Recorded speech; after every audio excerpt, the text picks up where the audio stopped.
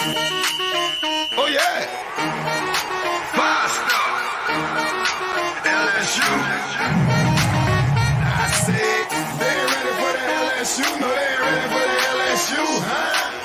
They ain't ready for the LSU. No, they ain't ready for the LSU. We the best in the league if you looking for talent. LSU going hard, but we beat Alabama, then we going out to Florida. Drown the Gators, everybody getting bucked when we step in the stadium. This the LSU anthem, you know it's a hit. You don't know another rapper two-step like this. See me screaming out the window, yelling purple and gold. I'm an LSU fan, girl, you know how we roll now. Back and back it on up. Hey, back and back it on up. Hey, back and back it on up. Hey, back and back it on up. Hey. Back it on up. What's up? Welcome to the Tigers Avenue, the second edition of Tigers Avenue Live. I mean, the song just gets you feeling right, don't it, Zach? Gets you feeling right, getting you ready for some LSU talk, baby. Some LSU talk. I love being live and getting to interact with all of y'all. This is so exciting. I get thrilled. You know, we were thrilled and pumped when we were deciding to do this, and I was so excited last time. And here I am, been giddy like a kid all day, ready to do the show. And here we are, and I love it. Zach. So we've had a pretty successful weekend as Tiger fans. We've had some pretty big things happen this past weekend. Major, massive win. Yes, sir. For baseball, men's basketball, and women's basketball. LSU baseball sweeps the weekend series. Played 4 games this past weekend, 2 against Towson, 2 against Southern. The boys kicked right back from that Louisiana Tech loss, looking really good. Zach, give me your initial thoughts on, man, what you saw, what you liked. Yeah, well, I mean, the offense continued to play really well. One of the guys that we've been harping on a lot, Braden Joe Bear, he continued to play really well and just hit the crud out of the ball. It was really encouraging to see him play. You know, I know like in regards to just watching baseball, you know, obviously it got kind of boring because the games got a lot out of hand and you're just trying to like get through the rest of the game and finish. But I think something that's to take from all these, you know, blowout wins, something that's important is you're getting other guys' experience.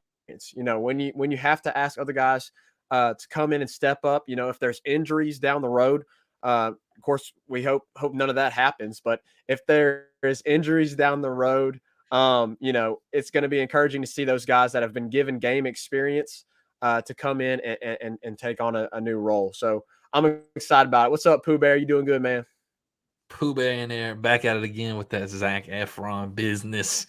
Hey, look, everybody. Dude, I'm he is facing the camera. I'm never gonna get that behind me. I will. He's facing the camera, everybody. I am. He's got it right. He's corrected. You know, we forgive him for his disastrous mistake of putting the camera on his jawline. I mean, it's a pretty good looking jawline, but my goodness, you know. Yeah, man, dude, baseball. It went about like I predicted it to. Man, how about Blake Money again, man? I mean, it's just so efficient. He keeps his. I mean, as many people as he's striking out, he's struck out 17 now. In his first 2 starts on Friday nights, and the amount of pitches he has with the innings he's going into is so efficient. I mean, dude, he's got like 75 pitches in the 7th inning, 77 pitches in the 7th inning, and last week against Maine, dude, he went into the 7th inning, I think, with like he was in the 60s. So super efficient. He's been throwing gas, dude. He's mixing his pitches well. People can't catch up with his fastball. He's throwing his fastball right at 94 miles an hour all game long. Doesn't really seem to slow up. I think you hit the nail on the head when you talk about Joe Bear, dude. Just so impressive. I mean, dude, Carl Dunn, Joe Bear should never ever leave the lineup. He is 100% correct. You're right, Carl, and we've said that. Yeah, no question, dude. Beloso, bless his heart. I mean, this is his senior year. You know, he's injured himself. It was an unfortunate accident. I'm sure when he gets back healthy, that they will find some kind of way to work him in every now and then. But you Joe Bear has solidified himself as a player in the lineup. And I want to point out, I still think that your best offensive lineup is yet to come because Beloso is still hurt. If you want to have the best defensive lineup, or excuse me, offensive lineup out there, dude, you throw Joe Bear in right, and you either put Barry at third or Cade Doty at third, interchange those. I mean, I know Barry really hasn't played second, but they've said he's had issues at third base, right? So Cade Doty played a really solid third baseman last year. So if Barry's struggling at third base, put him at second base. Let him play there, and then put Beloso in the designated hit and have Joe Bear out in right field. I mean, I'm kind of excited to see what will happen when Beloso does get healthy, but dude, no question, Joe Bear has solidified a spot in the lineup. I mean, just so impressive. He, I don't know if you were watching the game on Sunday, Zach, but they were like, "We need a dinger. We need a dinger." And sure enough, Joe Bear walks up and gets a dinger. It was really impressive, and just barely stayed fair for the 2-run blast. I don't know if everybody's been, you've got a certain phrase for a certain person, right? Like with Dylan Cruz, it's the Cruz missile. With Beloso, it's the Beloso bomb. With Barry, it's the Jacob Barry, it's the Barry blast. And then you got and then I think we lost Zach, guys. He'll load back in here a second. I'll keep running my mouth. There he is. We got him back in there. Sorry about that, y'all. But anyways, with Braden Joe Bear, I've been putting on our Instagram because I'm the one who run our Instagram account. I've been putting Braden Joe Bomb, and I've gotten to do Braden Joe Bomb more than any of them this season. So absolutely, he's not leaving the lineup. Jordan Thompson, he had a really hard game against Louisiana Tech, and then you saw that kind of continue on the Friday game. I think he committed at least one error, if not two. But I don't remember seeing another one after that. There may have been another one, but it looked like he picked it up defensively. Pooh Bear, what's up, fellas? Serious question. With most of this team being returners, what do you make of the increase in errors? Pooh Bear, I'll kind of give my thoughts on this, Zach, and then I'll let you answer it. You have a little bit of different look on the infield. Doty was used to playing third base last year, and he was a solid third baseman. Now he's having to play second base, and people say, "Well, second base is easier to play than third base because maybe it's a shorter throw."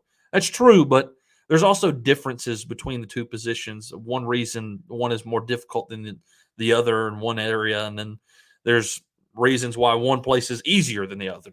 But he's learning a new position regardless. So you know when you see that transition, whenever Thompson maybe pitches the ball to Doty, and he kind of puts it in the ground, and Doty puts it in the ground, short hops him, and Trey Morgan can't quite pick it. And then Thompson, I'm not too worried about Thompson. We saw what he could do defensively last year. The errors haven't been, I wouldn't say excessive. I think you're correct in saying increased. I think there's going to be adjustments made though, and correct that. I think Thompson he'll be just fine. I think he'll shake these jitters off. When it comes to Jack Merrifield, I mean, this is a whole new team to him, right? And he played third baseman at LSU Eunice. But this is a different ballgame. This is Division One. This is not LSU Eunice. This is LSU, and you're playing the big dogs. Maybe got some early season jitters, and maybe psyching himself up too much to try to live up to expectations. He'll settle in and he'll mature into his role, and he'll be fine. Zach. The only thing that I would say to that, Reagan, is, I think a lot of what we saw fielding error wise and just the fielding issues, period, a lot of that we saw Pooh Bear on against Louisiana Tech. And if you Right. remember Pooh Bear, that was a turf field, a turf infield. And so, LSU players, they're not used to that. They're not used to a turf infield. And with it being as rainy and cold as it was, I'm not giving it an excuse, but they did shoot themselves in the foot a lot in that game, Pooh Bear. But I think that also has a big part to do with it. They're not used to playing on that field, and I think that's where that is where the majority of your errors came from, was in that game. I think what Reagan said hit the nail on the head. A lot of it is just it's a whole different infield almost. With Jack over on the hot corner, and then now K Doty has moved from third to second. So they're gonna have to adjust to those things. Thompson's been kind of a little bit of a disappointment here recently, early on the season. I expect him to clean that up because he looked really good last year, fielding wise. He didn't really make a whole lot of mistakes last year for the most part. And so, I expect some of that to get cleaned up just as the year goes on and these guys play together a lot more. Yeah, absolutely. And Carl Dunn's absolutely right when he says things get real this weekend in Houston. No doubt, every single year the Shiners Classic down at Minute Maid Park in Houston host some of the best teams in college baseball, and you're going to see that this year. LSU is going to be playing Oklahoma first on Friday.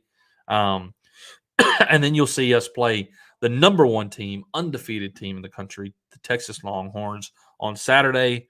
And it will wrap up on Sunday against the Baylor Bears. It does indeed get real this weekend. Let's talk a little bit specifically about the games themselves. Friday night against Towson. 6-0 win. Zach, what are your maybe initial? Let's do this. Let's talk about Towson as a whole. First game, second game, and then we'll talk about Southern. First game, second game. First game against Towson was 6-0. Second was 11-1. What was the difference in those games there? I will say that the Friday night game worried me a little bit, because we had the hard loss against Louisiana Tech, and your production wasn't quite there. And Ray Morgan went, I think, 0 for 4 or 0 for 5 against Louisiana Tech. And then Friday night, your guys jump out early, first, second, third inning, and score 6 runs, and then there's nothing else again. And it felt like, okay, maybe good pitching can really stun this lineup. But that wasn't the case for the second game. It was 11-1. Give me your thoughts on the first game against Towson, and maybe Towson as a whole.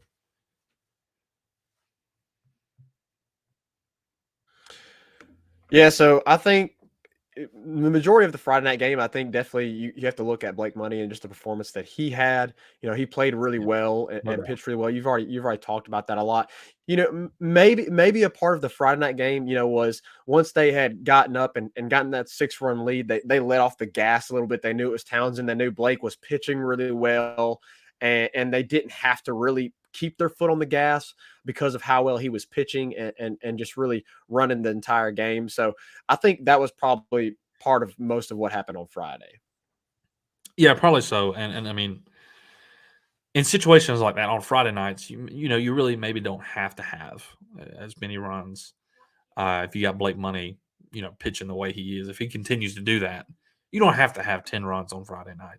Yeah. Because he's pitching so well. But I will say Trey Morgan went 0 for 2 that night, and was, over the last 2 games, I think was like 0 for 6. And I was like, oh my goodness gracious, Trey Morgan ain't hitting 6 at bats. What are we doing? I mean, I feel like he hits every other at bat. So to see him go 6 at bats in a row and not hit was a little concerning, but I wasn't too worried about it after we came out the rest of the weekend, and it looked like we were back to our offensive self. Namely, the second Towson game, you put up 11 runs on Towson on Sunday morning. I mean, you really like to see that turnaround there. Dylan Cruz got it started early with a big. Or no, that wasn't that game. I'm sorry. That wasn't that game. That was against Southern. But Dylan Cruz was 2 for 4 against Towson that game. Dude, Jacob Berry was 3 for 4 against Towson on Sunday morning. Had probably one of his better games of the season. And of course, Joe Berry was 3 for 4 as well, and played really well. Dude, one thing we've got to talk about this weekend is Alex Milazzo and his production in the lineup. He did not hit a lot per se. He did get a few hits, but he created a production at the 8 spot in the lineup. I mean, you had guys before him getting on, no outs. You'd show up to Alex Milazzo, and he would lay down a great bunt, and he would advance the runners. I mean, Alex was really doing some good things down in the 8 hole of this lineup. I don't know about you, but if that continues to happen, I want Alex Milazzo to absolutely stay in that spot because he moved runners to put them into scoring position and put, not only one runner in the scoring position, but 2 runners in the scoring position with less than 2 outs. So I really liked what he did this weekend. I was really impressed with how Jay Johnson. But Reagan, something to mention to that, Reagan. Go ahead. Something to mention that, Reagan, because I've been hard on Milazzo, and would you prefer McManus to come to be in the lineup and be an offensive spark? Because I feel like if McManus is in the lineup, they're not asking him to lay down a bunt. They're asking him to swing away. It feels like they are using Milazzo as the setup guy, which I'm fine with. I'm fine with them using him as a setup guy if they know his strengths and weaknesses, and they know that hitting for him is a weakness, and they want to keep him in the lineup so that they have the defense there, and the defense is more solid. I'm fine with that. But what's your take on that? Would you prefer to see McManus so that you can maybe get the swing away more, or would you prefer to see Milazzo and him just take that out? Like I said, if Milazzo keeps, it felt like opportunities kept arising for Milazzo to do exactly what he did, and if that keeps happening, and they leave Merrifield, that's the thing though, is they left Merrifield in the 9 hole, so that okay, now we have these runners on. Milazzo's at the 8. And you can move him over. Now you got Jack Merrifield at the 9 who can hit, and he did. I mean, Milazzo would move the runners over, and Merrifield came through. He got the RBI. I know at least one time he grounded out, and he got one of the runners home, and then there was another time he got a hit and drove in both runners. So that was, I mean, the fact that happened twice like that was impressive to me. So I would leave Milazzo in, just me, if that keeps happening. And I would leave him at the 8 spot because, I mean, if you can get the way it works, right? If you got I think is Dugas right before him, and then it's like Joe Bear, then Dugas, then Milazzo. Maybe that may be. No, it's Jordan Thompson, Dugas, and then Milazzo, I believe. It's something like that. But you got 2 guys before Milazzo that can hit.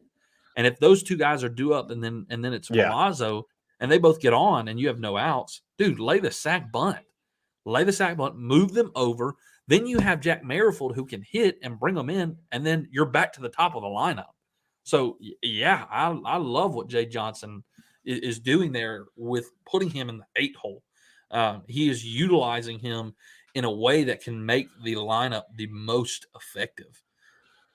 And well, here's what's been the difference on the defensive side. Here's what's been the difference, Reagan. I think what I really love about what Jay Johnson has been doing is he's been helping surround Milazzo with support so that it's not like last year where you had the first 5 guys and then there's a huge drop off after the first 5. You're expecting outs after you get past those first 5.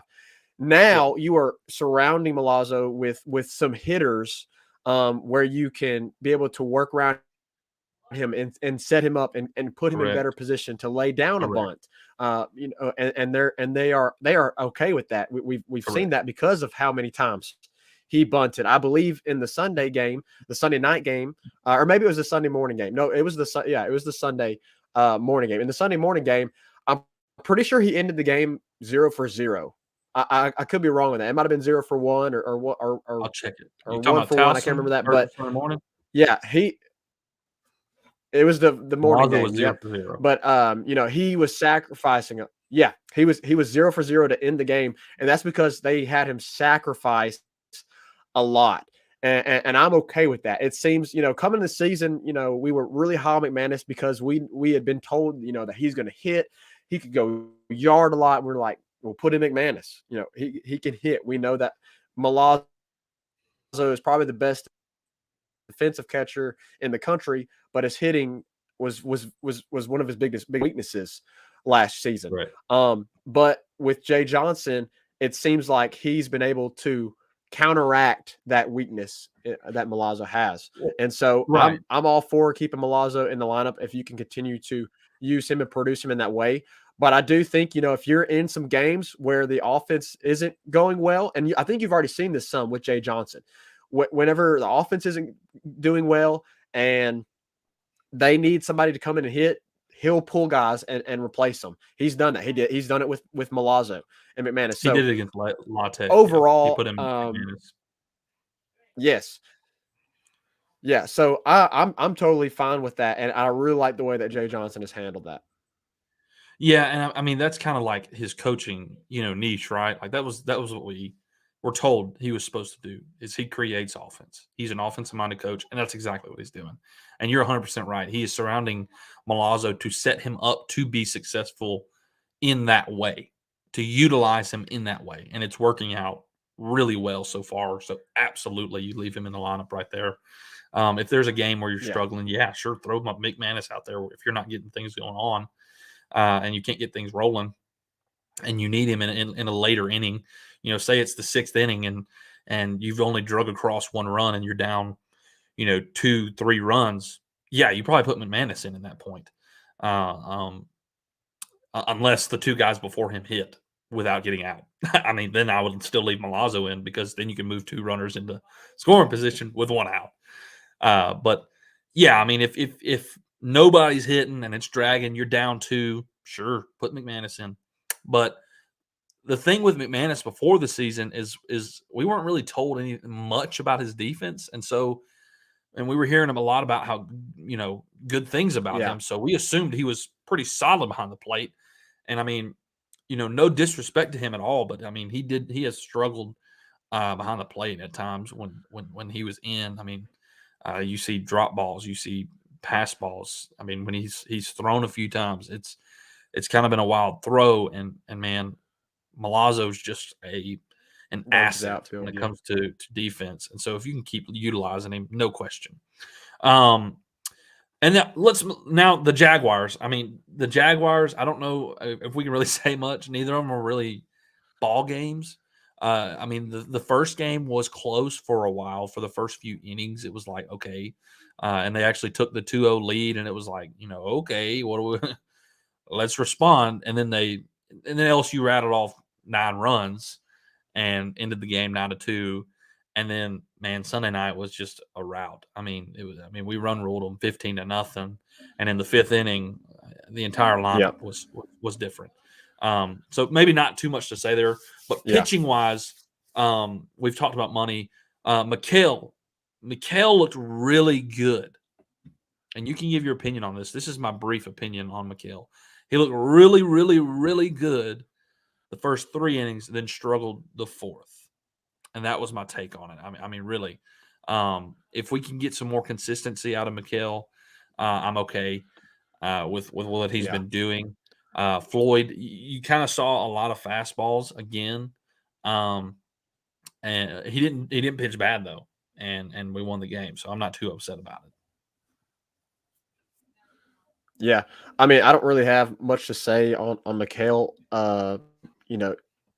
You mentioned it; it's been a little bit inconsistent at times, and the only thing that I can think of is he's just so used to that Sunday role, and I've been saying this for a while now.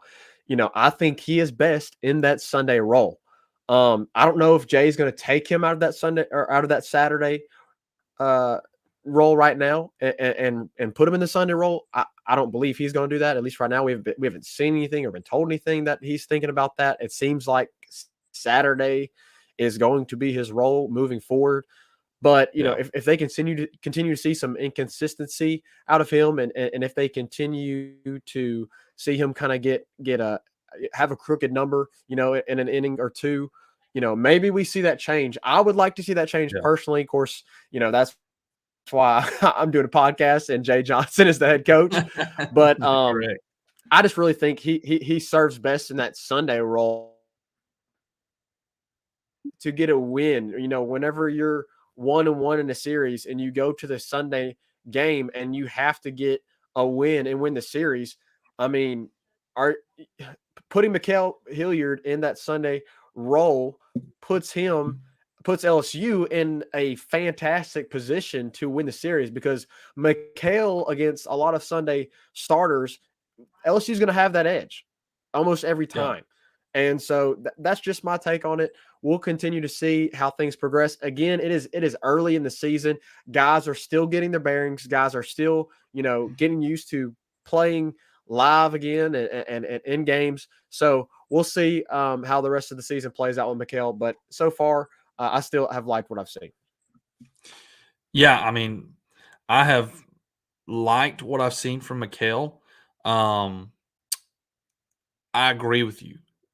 I do. Now, Jay Johnson's the coach. He makes his decision. But like you said, man, you have an advantage on Sundays when Mikael is on um, when he's on the mound on a Sunday, because there's not many teams that have three pitchers that can go out there and beat Mikael on a Sunday.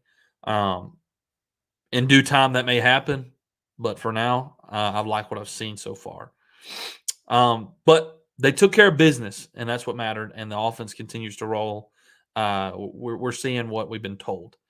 All right, let's move from baseball to the hardwood. The LSU basketball Tigers get a win at home against Mizzou. The Missouri Tigers, Xavier Pinson's former team. I loved the post from LSU basketball's official Instagram. They said, we're glad that he's our Tiger. Yeah, a little salt there, a little salt in the wound there from LSU Twitter. Absolutely, I loved it. And we are glad he is an LSU Tiger. He's been great this year. Really made things happen for our offense, and it was a great win. Really, the first half was close, Zach, but boy, oh boy, the second half looked really good. Give me your thoughts on Saturday's win against Mizzou. Yeah, I don't have much to comment on here with this win. It was a must win. You really had to have it. They've had a rough go of it in the last few games. Lost a lot, as we know, and we have talked about. It seems like ad nauseum. But this was a win that we mentioned in the last show. You have to win. You have to win this game. Yeah. You've got one more road game in Bud Walton against the Hogs, and we'll bring Ben Brandon on here soon to discuss that matchup. And then you have to go back home and play Alabama. And I think against Bama, that has to be a must win as well. It feels like they're all must wins, but for sure the last two at home, this one against Mizzou and the one against Bama, they are must wins. And so I really don't have much to say other than you needed to dominate this game. You needed to show that you were the better team and just prove that you were the team that we've seen in the past whenever they were going 15-0 and whenever seemed like they were about to dominate the SEC. So it was good to see. I'm glad that we scored a lot offensively. Of course, a lot of that is due because of the opponent you were playing. It was good to see Tari get going again after having a really tough game and a really tough outing against Kentucky. And so it's encouraging moving forward, but you're going to have to buckle up because they're going to have to go to Bud Walton against Arkansas and the Hogs on Wednesday. Yeah, that'll be a tough game. I loved what I saw from LSU in the second half.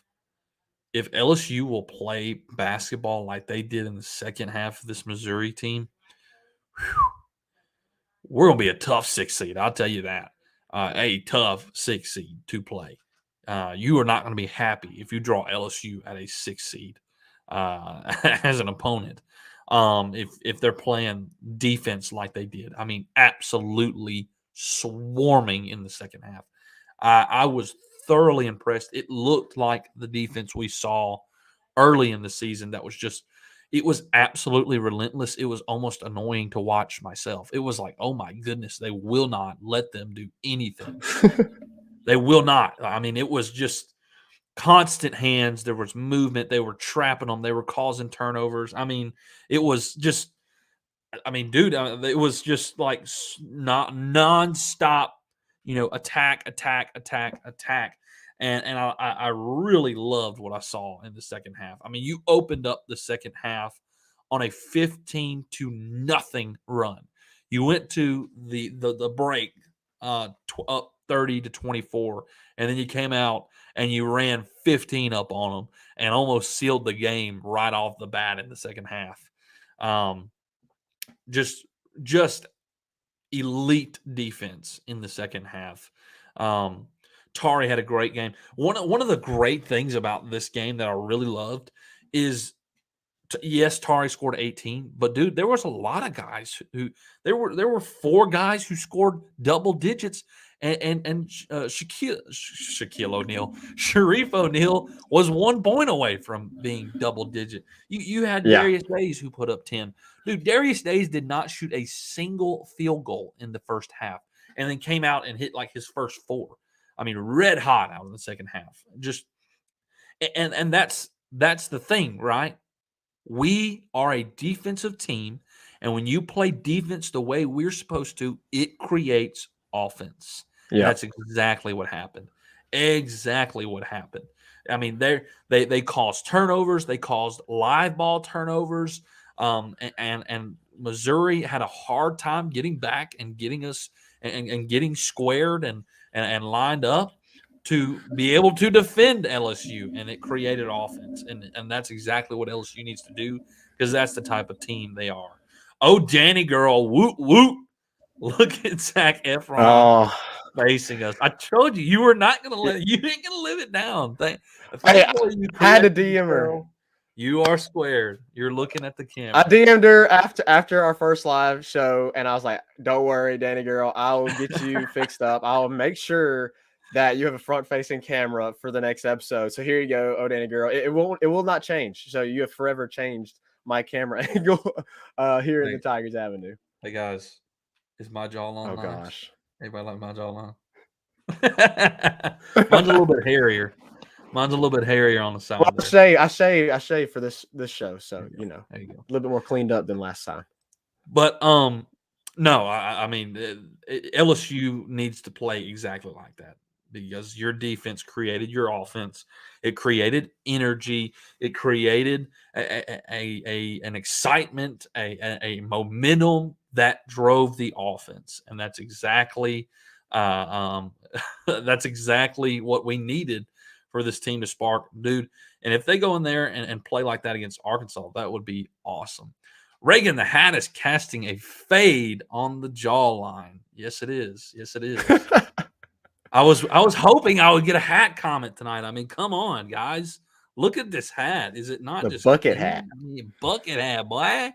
I feel like Danny Girl's gonna be the one that provides all the comedy to our shows. Yeah, so man. We love it. We love it, We Danny love Girl. it. We Keep appreciate keep the coming in and support. joining us. Absolutely. I thought it would draw. It's fire. Yeah, I know it is. Appreciate it. Yeah, exactly. Appreciate it. But no, you got to love that Xavier Pinson was able to get a win against his former team in the fashion that we did. Tari Eason got rolling. Dude, underrated game, Sharif O'Neal. Dude had a career high 9 points. Played great defensively. He got boards. He had 7 rebounds. He was almost to a double-double. I mean, if he had 1 more point and 3 more boards, he's sitting at a double-double. And it was the perfect night to do it, right? His dad was in the crowd. He's providing a lot of quality minutes right now for LSU. Oh, my goodness. A lot of quality minutes. Dude, if he's playing like that on a regular basis, he needs to be in there more. Give him more. Yep. Give him more. Yep, I agree. Give him more. The critique I have for this game is the same thing happened. The same thing happened against Kentucky happened in this game. Very early on, Tari Eason got his third foul. He got his third foul in the second half, and Will Wade did not pull him. We have to get Eason's foul issues in check seriously. And yes, Sharif was on fire. Daddy needs to come to games more often for him to ball. Exactly. Will Wade may have felt a little pressure from the LSU legend. Be like, hey, put the boy in, right? And this is exactly what I'm talking about. You're absolutely right, Danny.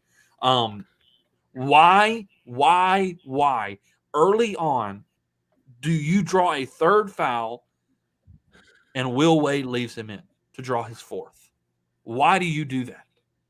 When you draw a third foul early in the second half, you got to sit for a while. And he left him in, and sure enough, once again, he draws a fourth foul and has to sit darn near the second half.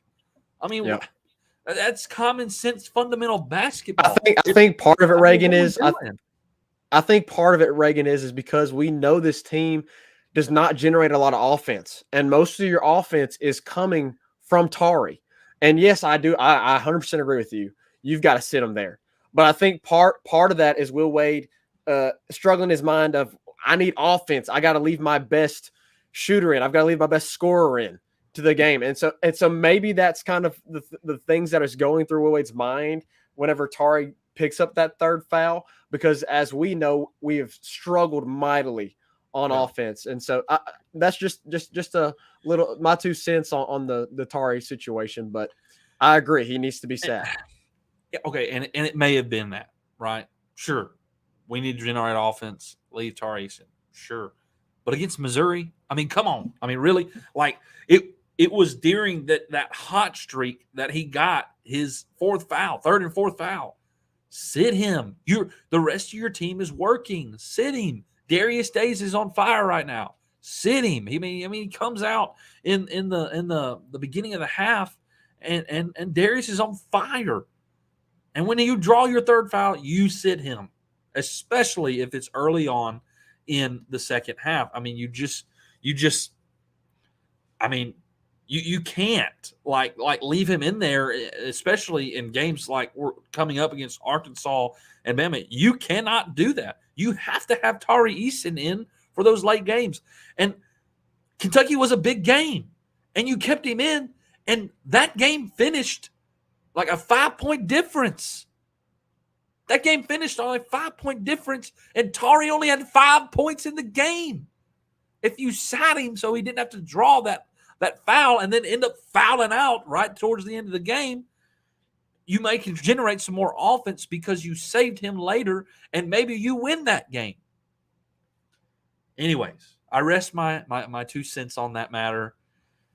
It was a great win. LSU dominated in the second half. You didn't have to have Tari Eason in for this entire game.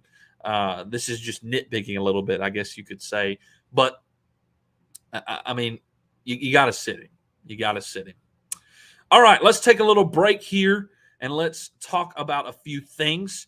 At Tigers Avenue on Twitter, Instagram, and Facebook. Go check us out on Twitter, Instagram, and Facebook at Tigers Avenue. You also can go check us out on YouTube, where we stream all of our lives at Tigers Avenue as well.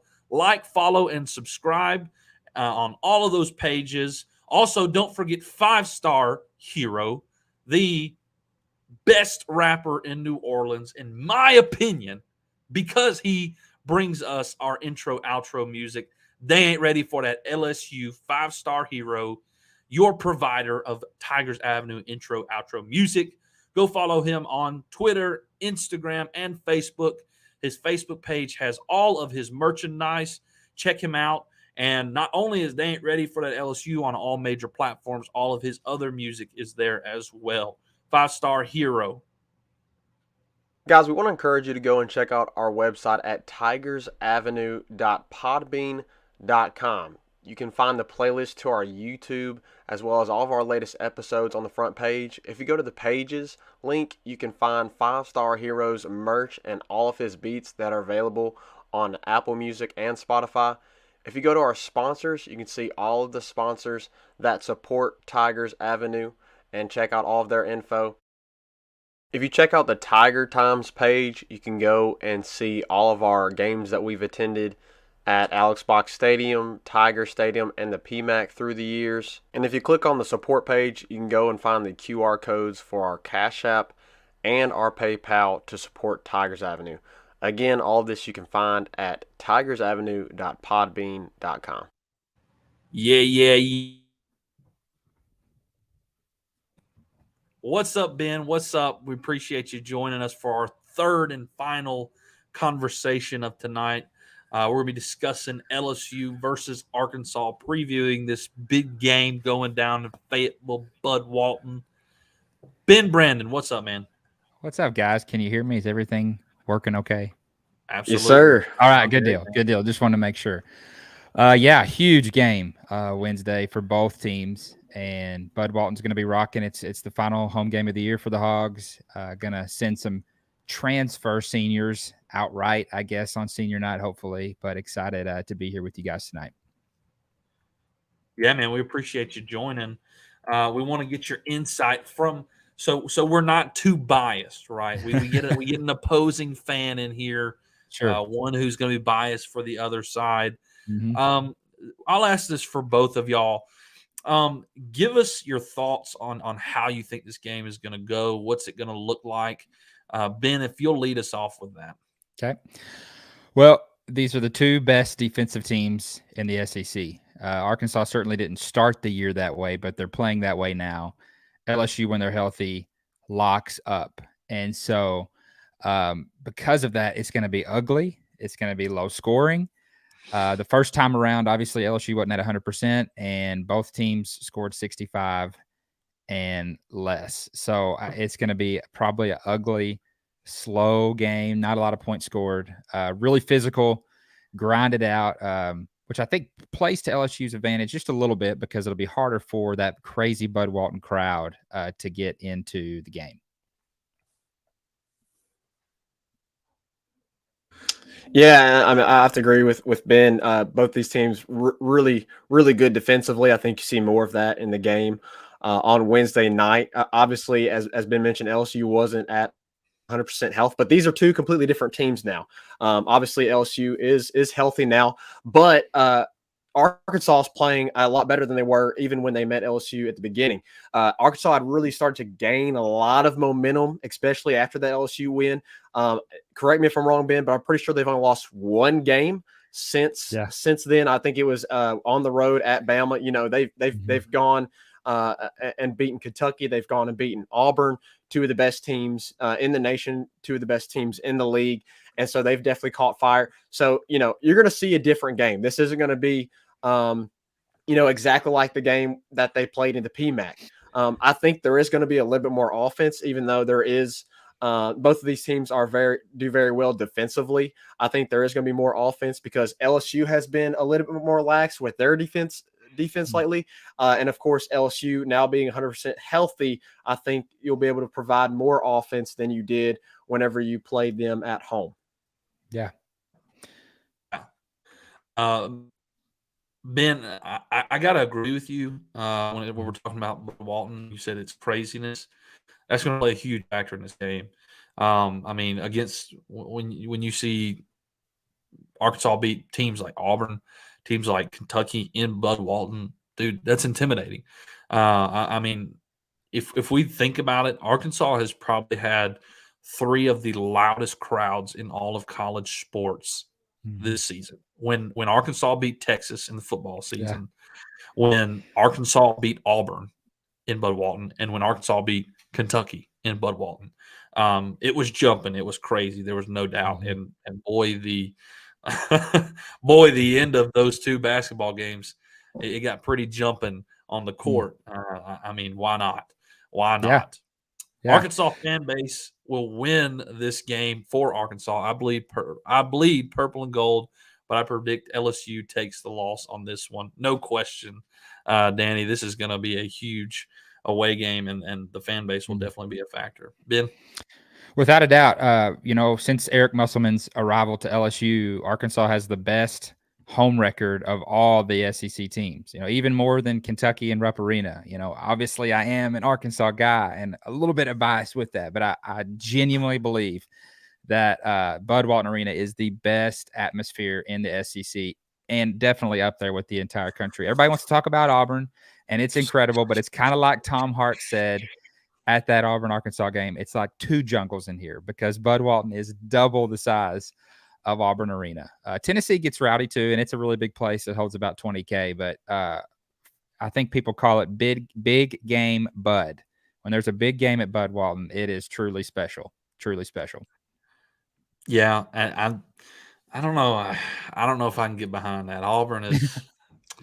Auburn's pretty nuts. I mean, they got the student section right there on the court. I understand, yes, there's more seating, but Auburn did that for a reason. They narrowed their seats. And they're definitely more. I can understand how more people can make more noise, though. Yeah, sure. Auburn is definitely more consistent with bringing their best atmosphere.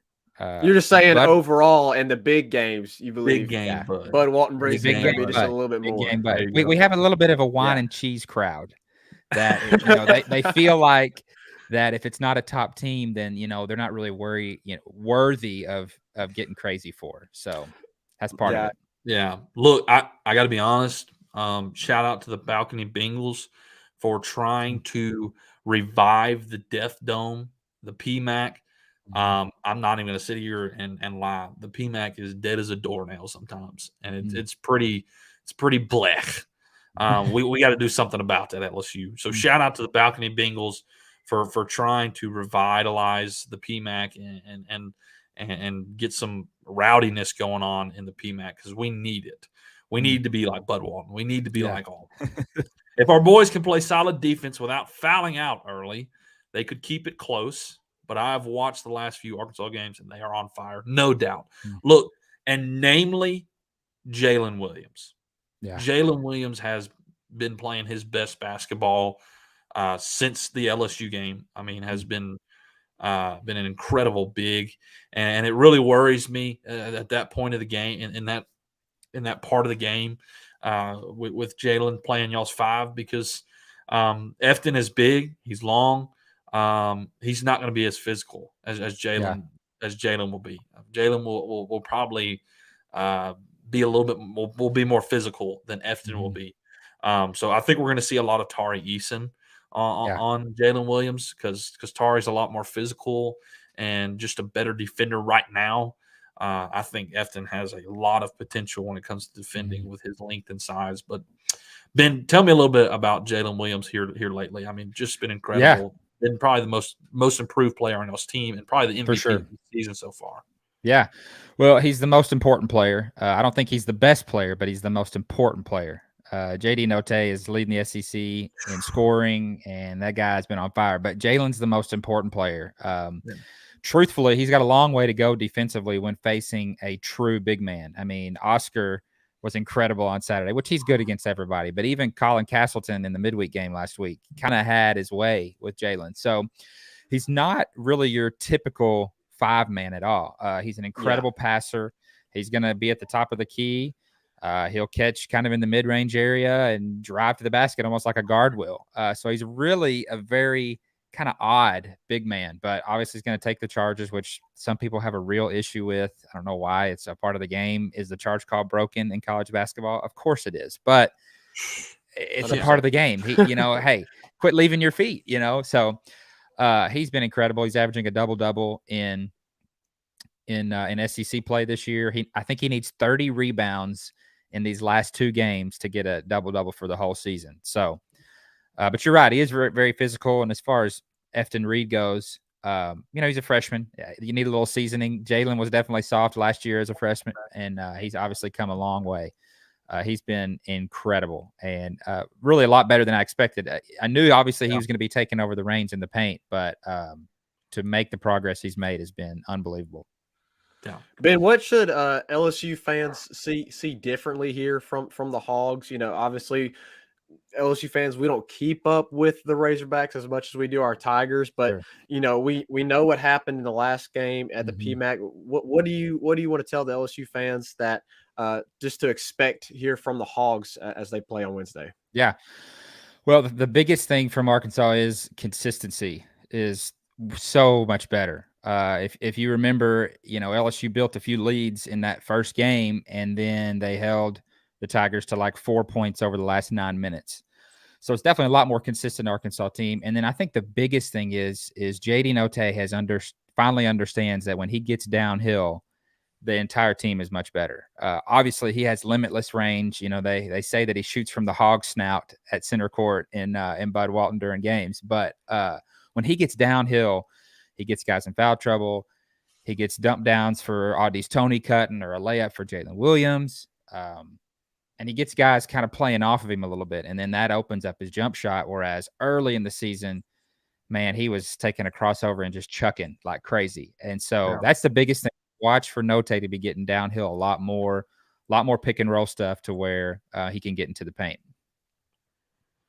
Zach, what are going to be the keys to this game for LSU to pull off this upset? Because there's no question this will be an upset if LSU wins. Well, we've talked about Jalen Williams a lot. I think something that has to be done is Efton has to have a big game. Now, I'm not talking about offensively because he hasn't, been the offense for this team. I think he has to have a really good game defensively. He has to stay out of foul trouble. LSU themselves need to stay out of foul trouble. As we know, Tara Eason has been having some struggles with that recently. I expect, Sharif to come in, and as we said, he's given LSU a lot of quality minutes.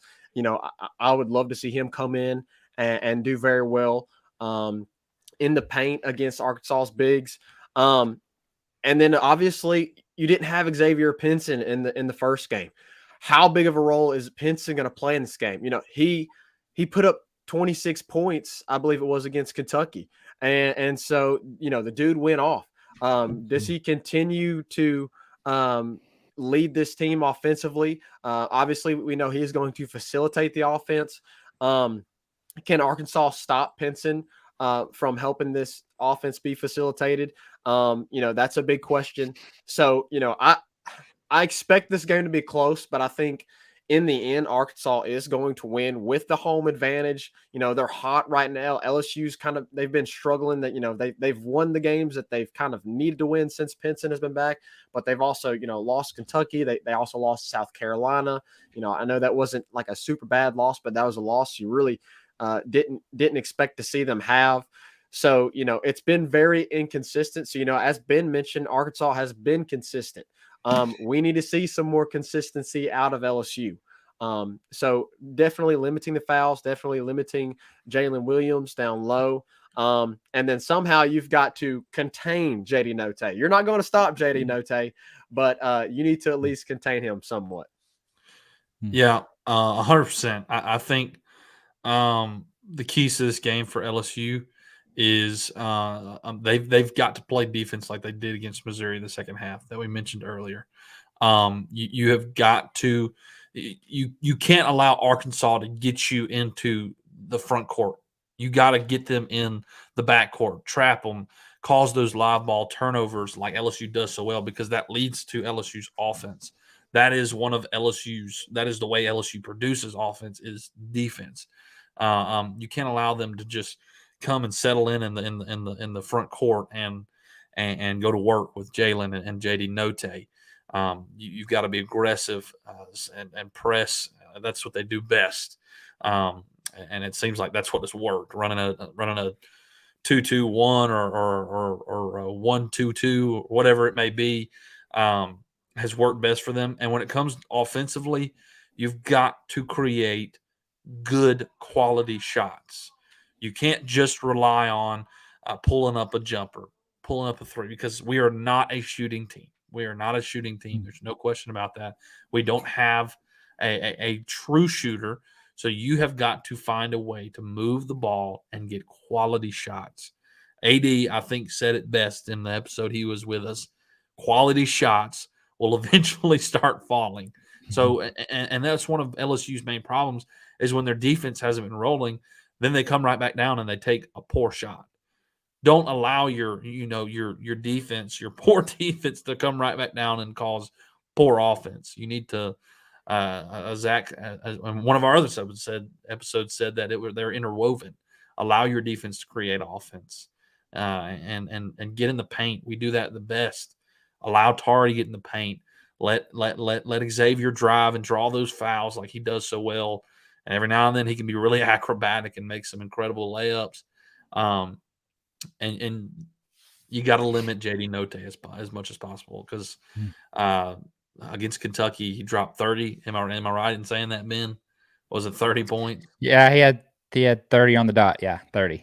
Yeah, I mean, and you're going to be in front of this Bud Walton crowd. You got to find a way to calm your nerves, not allow it to affect your game as much as possible because it's going to play a factor. And my biggest issue, you've got to hit your free throws.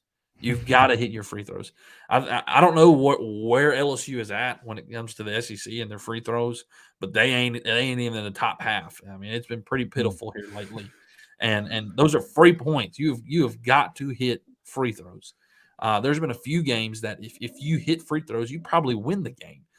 Namely the South Carolina game, a game we should not have lost, a game where you are clearly the better team and you miss way too many free throws. And if you hit half of the ones you miss, you win the game. So those are my thoughts on what it's going to take to win. It's going to take a whole lot. You're going to play one of your best games this year to beat Arkansas in Bud Walton. Ben, what are your keys to the game for Arkansas for them to hold off the mighty Fighting Tigers? Yeah. Before I get to that, you were saying LSU shooting free throws in the SEC. In SEC play, LSU is 12th. I just looked that up. I just found it. So there you go. Definitely the bottom half. yeah, for sure. So for Arkansas to win this game, a couple things got to happen. The first time around, the Hogs had 19 turnovers against LSU. LSU forces a ton of them. LSU is number 1 in the country in steals. Like LSU has more steals than any other team in college basketball. They're averaging the most per game. So you got to take care of the ball if you're Arkansas, which they've done a lot better job of that, obviously during the winning streak, but especially of late. And so you can't let them get out in transition. Obviously, LSU has athleticism, and that's an area where I think they're probably a little bit better than Arkansas at. Is obviously Arkansas brings the physicality, but LSU is extremely athletic. And then here's the big one, and this has been the case with Arkansas versus LSU for 3 years now. And probably LSU fans would say this is the case for LSU all the time. Okay, I've got a little stat. This is after this. I put this out on Twitter after we played you guys the first time. So since Darius Days became a regular contributor at LSU, he has played against Arkansas 6 times. Okay, the record in those games are 3-3. Each team's won 3 games. In the 3 LSU wins, Darius Days has averaged 15.7 points and 12.3 rebounds. Okay, that's in the 3 LSU wins. In the 3 LSU losses, he's averaged 2.3 points and 3 rebounds. Wow. So for Arkansas, it's don't turn the ball over. Contain Darius Days however you can do it, because for whatever reason, when LSU wins against us, he has had career type days. And then thirdly, honestly, yeah, and then thirdly, I didn't hit on it, but Pinson has given Arkansas issues at Missouri. At Missouri, he gave Arkansas issues. So obviously, we missed out on him the first time around. He even missed one of the games last year against Arkansas. He gives Arkansas issues. It'll be really interesting to see what Arkansas does defensively, because really when the first game changed late in that game, JD Note was getting burnt by Eric Gaines. Devo Davis was getting burnt by Eric Gaines, and he kept getting dump offs and layups and getting to the free throw line. And then they switched 6'6" Audis Tony on him, who I think is our best defender. but he's a lot bigger. He's not as quick, and he shut Gaines down. So I'm curious if they start the game with Gaines on, or with Tony on Pinson. I think Pinson, obviously he's a little more crafty than Gaines is. So I'm curious how he would do on him. I think that'll be a interesting part, is what does Musselman decide to do with the defensive matchups? All right. Appreciate your input, Ben. Let's wrap it up right here. Let's get our final predictions for the game. Let's see. Let's get this comment real quick. Efton has got to step up on defense. We have to actually make shots and stop wasting shots that aren't going in. Can't let the noise make them force bad shots. I think they are at like 50.1% free throw. Yeah, it's been pretty rough at the free throw line, and no doubt, like we said last game, Efton has got to start getting involved in the offense. There's no question. Zach, if you'll give us your final prediction, then Ben, and then I'll wrap us up with my prediction. Zach.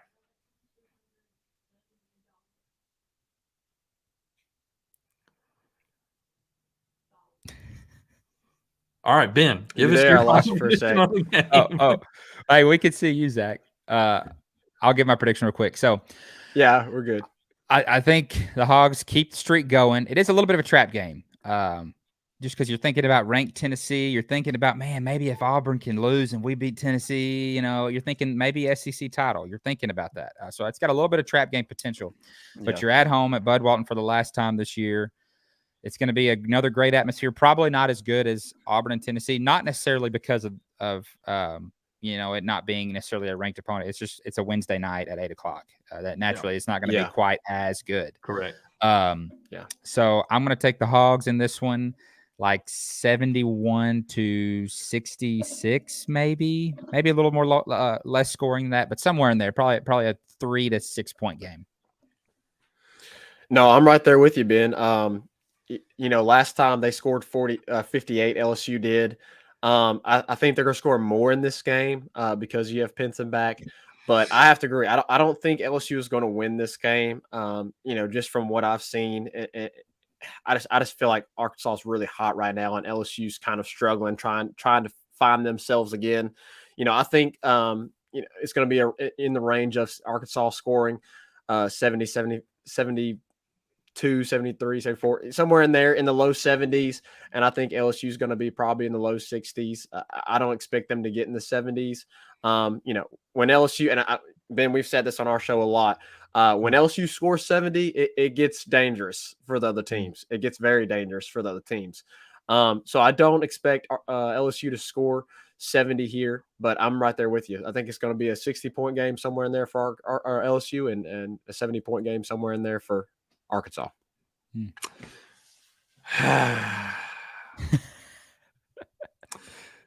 As much as I hate to do it, I mean, I guess we all got to agree on this on an LSU on an LSU live show here that LSU. We're being real. We're being real.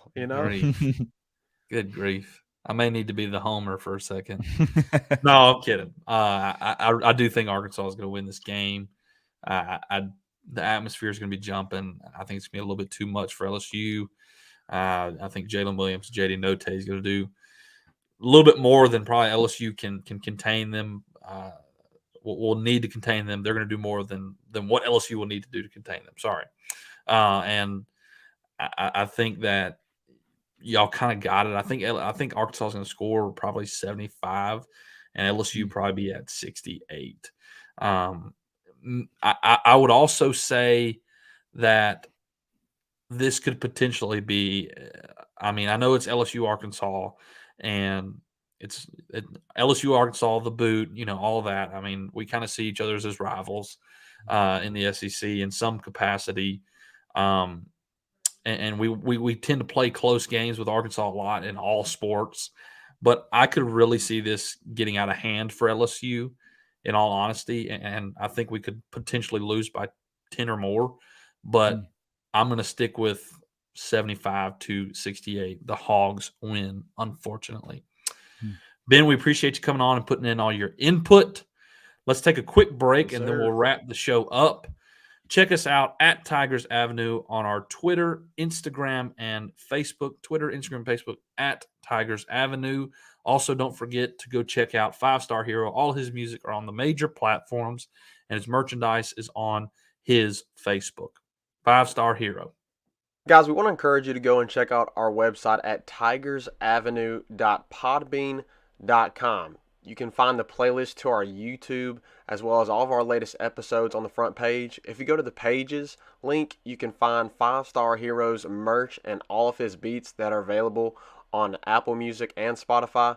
If you go to our sponsors, you can see all of the sponsors that support Tigers Avenue and check out all of their info. If you check out the Tiger Times page, you can go and see all of our games that we've attended at Alex Box Stadium, Tiger Stadium, and the PMAC through the years. And if you click on the support page, you can go and find the QR codes for our Cash App and our PayPal to support Tigers Avenue. Again, all of this you can find at tigersavenue.podbean.com. All right. We appreciate y'all listening. Brandon, we appreciate you joining in and giving us all your input. You can go follow Ben on Twitter at Brandon Hoops. He actually is a writer for SB Nation's Arkansas Fights. And go follow him. And LSU fans, I know it's a tough pill to swallow to go follow an Arkansas fan, but he's a great guy. Ben is a great guy. My guys did it again. AD, we appreciate you coming and joining the show and commenting. Another awesome show in the can. We appreciate your continued support, AD, and all of your support and your comments. We enjoy interacting and doing this. It's a lot of fun. It's a blast. We really enjoy it. Go follow us, me, Reagan Lee _18 on Twitter, Zach at Zach D. Lee _ on Twitter as well, our personal pages. We got a little surprise for y'all tonight. We've been having somebody in the background for us tonight, moderating everything, Mr. Bobby Watts. Bobby, we appreciate you moderating our comments and running our stream here. Bobby, say what's up to the fans. What's up, guys? How are y'all? We appreciate Bobby. Bobby is one of our biggest supporters, and look like you got some merchandise on there, Bobby. Are you showing off that merchandise? Yeah, I've got some balcony bingles on today. Yes, sir. Got my hoodie in today. It's pretty excited. I actually forgot I ordered it, so it was a nice surprise. So all of you guys who are commenting in there and whatnot, Bobby is the one controlling that. So he's the one throwing up the comments there for us. Everybody give a big round of applause for Bobby in the chat. Bobby, we appreciate you helping out. All right. Well, that's it for this show. We really appreciate y'all listening, your continued support.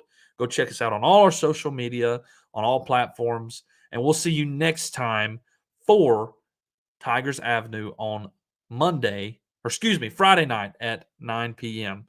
5-Star, take us out. Peace. Who that 5-Star? Who that 5-Star? And the LSU Tigers. Who that